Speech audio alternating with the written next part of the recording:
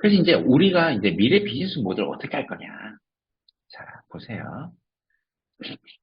이제 스마트 시티 시대가 옵니다. 그래서 제가 이 이야기를 다 해드리기는 시간이 너무 없기 때문에 그냥 앞으로 화성 여행 시대 열리거든요. 2030년 초면 우리는 한 2억 정도의 비용을 들여서 화성을 갈 수 있는 시대가 열릴 겁니다. 꿈 같은 얘기죠. 근데 제가 돈을 왜 열심히 벌겠어요? 저도 화성을 가기 위해서 열심히 벌고 있습니다. 그리고 이제 빅데이터와 인공지능에 의해서 모빌리티 결합이 되고요. 그리고 기본소득者이제 뭘로 업그레이드 된다? 데이터 배당 시대가 된다. 여러분들 2020년에 여러분 그 뭐죠? 재난 기본소득 다 받으셨잖아요. 그래서 40만 원, 그 1년 40만 원 나왔을 때 다 뭐 사드셨죠? 소고기 사드셨잖아요. 소고기나 학원비 내셨잖아요. 그런데 이제는 데이터 배당 시대입니다. 정확히 말씀드리면 이 데이터의 고도화를 우리가 시켰다는 겁니다. 예를 들어서 챗GPT는 우리가 질문을 하잖아요. 그럼 이 질문을 하게 되면 얘가 이미 우리의 성향을 이 질문 속에서 파악을 합니다. 파악을 한 거잖아요. 그럼 이미 데이터가 우리가 예를 들어서 검색할 때의 데이터랑 챗GPT로 질문을 할 때 데이터는 그 질 자체가 다른 거예요. 왜냐면 검색은 그냥 우리가 흥미에서 검색을 할 수 있잖아요. 그래서 저도 오늘 모 지역에 와서 제가 지금 점심을 먹어야 되는데 열심히 검색을 했어요. 검색을 했는데 그냥 맛집만 검색을 한 거잖아요. 그죠? 맛집만 검색을, 밥을 먹겠다는 건 지속성이 없다는 겁니다. 근데 챗GPT로 제가 검색을 했을 때는요, 제가 챗GPT 검색을 했을 때 맛집을 찾을 때 어떤 의도를 가지고 이 사람이 질문을 하는지를 캐치가 가능해요. 이거는. 그럼 이 시작점에서 뭐가 달라진다는 거죠? 데이터의 고도화, 데이터의 질 자체가 달라진다. 그럼 이거에 의해서 그 뭐죠? 이 데이터 고도화라는 거를 하기 위해서는 요 오픈 AI든 네이버든 어마어마한 돈을 들여가지고 뭘 하죠?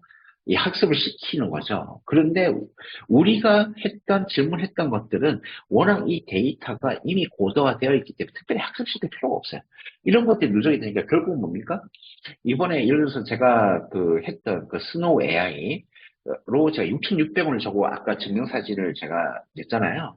근데 만약에 저희 데이터가 없다면 걔가 데이터가 고도화가 안 되잖아요. 근데 왜 저한테 돈 안 주죠? 돈 안 줘요. 제가 돈을 내고 있단 말이에요. 그런데 이게 잘못됐다는 거예요. 이제 일정한 부분이 이제 AI가 일정한 수준으로 됐을 때 우리는 계속해서 새로운 고급 데이터를 넣어주는 겁니다. 학습시키잖아요. 그럼 어떻게 해야 된다? 네이버든 구글이든 이거에 대한 일정한 수익에 대해서 우리가 기여한 만큼 뭘 줘야 된다? 배당을 줘야 된다. 그것이 바로 데이터 배당이고요. 이제는 현대적인 기술에 의해서 이게 추적이 가능합니다. 얼마나 이 사람이 이 데이터를 고도화, 즉 데이터를 아주 고퀄러티로 정제화 시켰는지 퍼센테이지를 매길 수 있는 기술이 있죠. 뭐죠? 블록체인 기술입니다. 블록체인과 다음 뭐죠? 양자 컴퓨팅에 의해서 이제 가능한 시대가 오는 거예요. 그래서 이러한 그 데이터 배당을 플랫폼화 시킬 수 있는 국가는 선진국이 될 것이고요. 그렇지 못한 국가들은 후진국으로 영원히 남을 겁니다. 그러면 이제 나오잖아요. 어떠한 국가들이 선진국이 되고 어떠한 국가들이 후진국이 될 것이다. 자, 그런 시대에 우리는 살고 있다. 그래서 에이미 웩 교수가 미래 2035 시나리오에 대해서 다 이렇게 했는데 인공지능 챗 GPT에 의해서 현실화됐고요. 5G 로보틱스에 의해서 생산 자동화 이루어졌고 합성미가 이미 버추어 이폴로서 만들어졌죠. 요게 2017년인가 예언을 했던 내용들이에요. 자, 바이오 플랫폼 빈부격차 심화되죠. 유전자로 결정되는 계급 시대. 그러니까 카타카라는 영화를 꼭 한번 보시기 바랍니다. 그 영화를 보시면 앞으로 어쩌죠? 그 동생이 있고 주인공이 있는데 주인공은 열등 유전 인자를 가졌지만 동생은 어떻게 되죠? 완벽한 우성 유전 인자를 갖고 있어요. 그러니까 당연히 경쟁에서 차이가 나죠. 그러니까 앞으로 어떻습니까? 지금 이제 유전학적으로 더욱더 이제 업그레이드가 되게 되면 데이터로서 업그레이드 되게 되면 처음에 바로 뭐죠? 어떠한 잘못된 유전자를 미리 어떻습니까? DNA 가위에 의해서 이거를 미리 없애버리는 그러한 맞춤형 아기가 나오는 시대가 올 것이다. 그런 시대가 이제 온다는 겁니다. 그래서 바이오테크를 활용한 수명 연장이 이제 현실화되고 있고요. 자, 그래서 가정 및 오피스 자동화 MS365 컴파일러 아까 제가 설명드렸잖아요. 이제 그런 시대가 옵니다.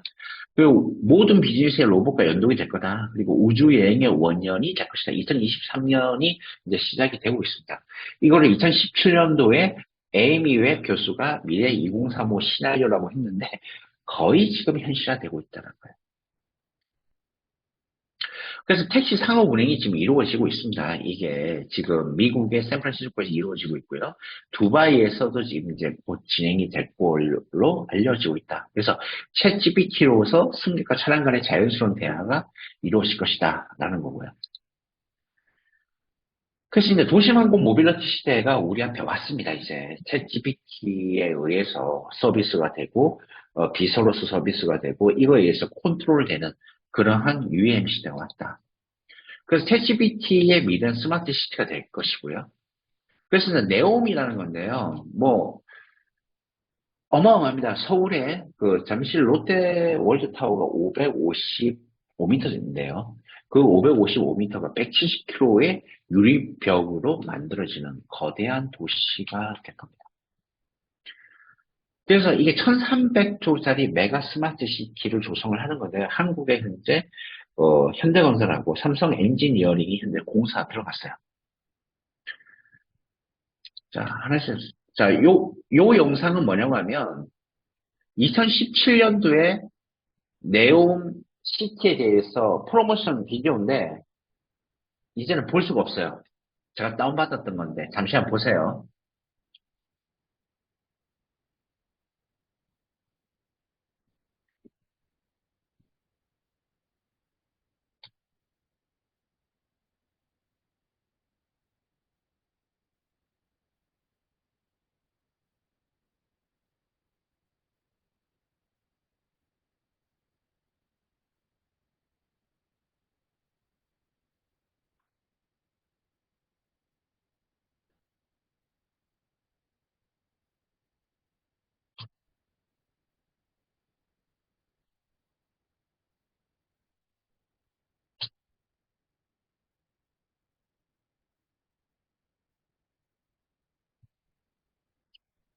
자, 제가 2017년도에 4차 산업혁명 강연할 때 이 영상 보여드렸었거든요. 그때부터 계속해서 보여드렸는데, 다들 뭔 뜬구름 같은 얘기였습니다. 근데 재작년이죠. 2021년도에, 누가 왔죠? 이제 빈살만이 왔을 때, 당시 이제, 문재인 대통령 시절에 왔을 때, 그때부터 이제 한국에서, 내용 공부 좀 해야 돼. 내용이 어때요? 이렇게 물어보신 분이 많았고요. 근데 작년에 다시 빈살만이 왔었을 때, 이제, 본격적으로 이제 기업들이 이제 진출하기 시작하죠. 그때 2017년도 그 비디오에서 언급했던 게, 지금 이제 우리 현실화되고 있어요. 뭐에 의해서? 챗 GPT에 의해서 모든 것들이 현실화되고 지기 시작을 했다. 그래서 요 부분만 보겠습니다. 이게 제일 중요하니까요. 인간의 모든 데이터를 구현해 삶의 질을 최적화하는데 이상적인 도시를 구현하는 것이다. 즉, 스마트 시티의 핵심은 데이터예요. 모든 데이터가 연동이 됩니다. 내가 집에서 무엇을 하는지, 아니면 자동차의 모빌리티에서 무엇에 의해서 움직여지는지, 그리고 그거를 갖고 어떤 식으로든 이동을 한 이 데이터를 어떻게 직접화해서 AI로 컨트롤할 것인지, 이것들이 전부 데이터에 의해서 AI가 고도화되는, 자동으로 고도화되는 그러한 도시가 바로 스마트 시티예요. 챗 GPT에 의해서 이게 이제 본격적으로 우리의 일상에 이제 파고들기 시작했다는 거예요. 그래서 트로제나라고 있는데 2029년 동계 아시안 게임 웃기는 것도 사우디 그 동인데 무슨 동계 아시안 게임을 유치를 하냐라고 했는데 유일하게 중동에서 요 지역만 눈이 쌓인대요. 네, 그래서 이제 충분히 이제 동계 아시안 게임을 할 수 있다. 근데 제가 이제 요 부분을 강조할게요.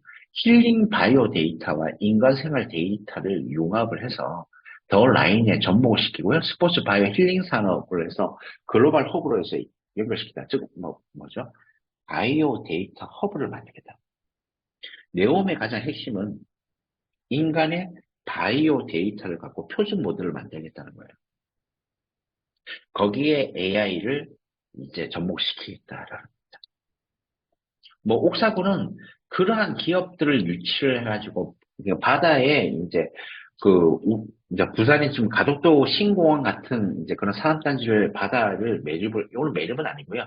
그 부유식으로 띄우는 거예요. 바다 위에다가 띄워가지고 글로벌 혁신가가 사업가가 어떻게 한다는 거죠? 시장으로 아이디어를 상품 서비스에 변화하는 산업 인큐베이터를 만들겠다는 게 이 네옴의 옥사곤이라는 그 핵심 지역을 이야기를 합니다.